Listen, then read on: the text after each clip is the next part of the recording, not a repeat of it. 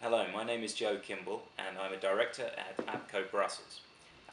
We're very lucky today to have a former congressman, the Honorable Cliff Stearns, with us. Joe, I'm delighted to be here. And Cliff, you represented North Central Florida, including Jacksonville. That's correct. Yep, north central Florida, just above Orlando, goes up to Jacksonville, includes the University of Florida in Gainesville. And during your time in Congress, you were very involved in the Congressional Committee on Privacy and Data Protection. And I know that you've come to Europe to speak about some of those issues. I did. There was a nice conference, in fact, the sixth conference on data protection and consumer privacy. And I had the opportunity, Joe, to give a little speech and talk about it and also give a background of some of the things that I was involved with as chairman of a committee dealing with consumer privacy, data protection, data security, and cybersecurity. And could you expand on some of the themes that you explored in your speech to the conference? Well, I talked a little bit about what Congress is doing and perhaps what Congress is going to do. The President Obama has issued a report on privacy and asked stakeholders in the United States to come together with sort of a consensus.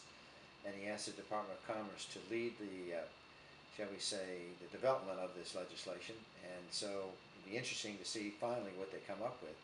But at the same time, Joe, I talked also about what is happening in the EU with their reform.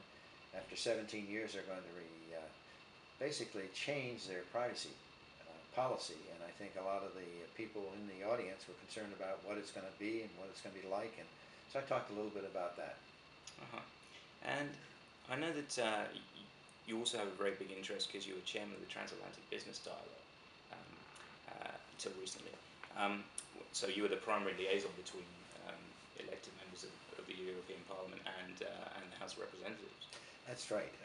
Speaker Boehner appointed me the point person for dealing with the European Union, and I was co-chair with Christian Ellers, and I would come over to Europe once a year and bring sometimes 30 members of the European Parliament to either Washington, or I brought them to Jacksonville, Florida one time. And I've been doing this on and off for almost 20 years, so I had a good understanding of what some of the problems were that the EU was having with the United States and vice versa.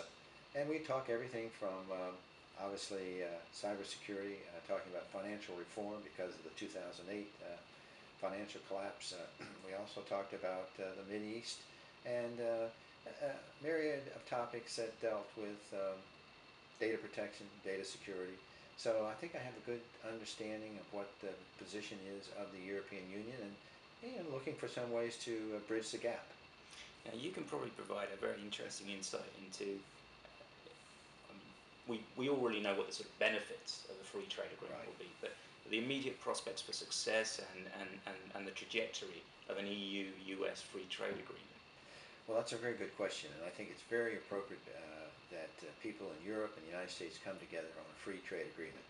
And I say this because when you look at the countries, both in the United States and Greece, and obviously Portugal and Spain, the whole program is based upon austerity. And austerity is one way to try to balance the budget. But another way, and it's a crucial way, is to try and develop jobs, increase revenue. And a free trade agreement at this point in the history of both of these countries would be extremely important to come off with an agreement that would be a common Atlantic market so that both countries could have much more revenue opportunities for both of them by selling more things across the Atlantic, and ultimately provide more revenue for the countries including Greece, Spain, and Portugal and others. So I'm very, shall we say, optimistic. The President talked about it last year. He's coming over here in the spring.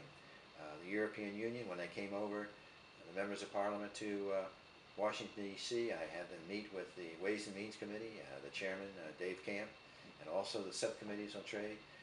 We put in place and reset the whole discussion on free trade, and so I think if the European members of Parliament will continue to move forward and work together to present some ideas, and the President makes the initiative, I think we'll be off to a good start, and we can perhaps during the 4 years that President Obama has left, and maybe in the next 2 years we could do that. Congressman, thank you for those insights. Welcome to APCO. We're very thankful that you're on our International Advisory Council. Well, thank you very much. I'm delighted to be here. It's been an exciting couple days here in Brussels, and I appreciate the opportunity to hear some of the different, shall we say, great work that APCO is doing. Obviously, with their 32 worldwide locations, it's very impressive, and so I'm just glad to be on board. Thank you very much. Thank you.